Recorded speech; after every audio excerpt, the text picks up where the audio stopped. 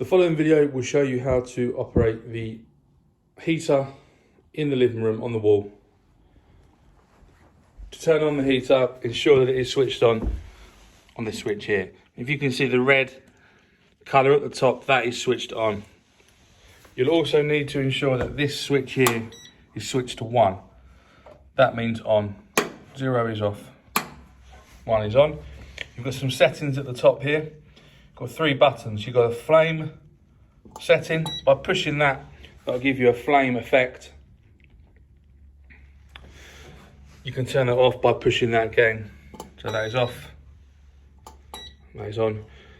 You've got 2 fan settings. This is a low fan setting and that is a higher fan setting, and that's the output at the top of the heater.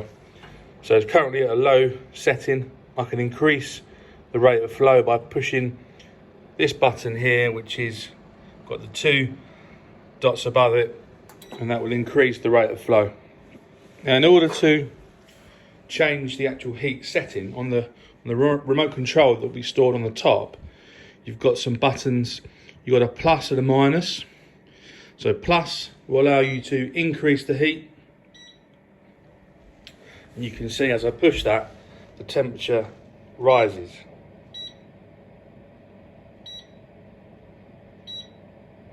And then to decrease the heat, press the minus button.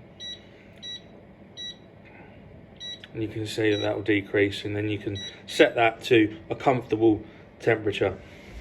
On the remote control, you also have some other buttons. I'll draw your attention to the 2 dots and the 1 dot, and that is the same function as these here. That increases or decreases the flow on the top. That's how much air is pushed out of the radiator.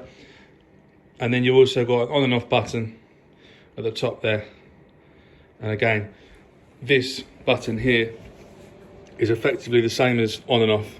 So we can turn it off from a distance by pushing the power button.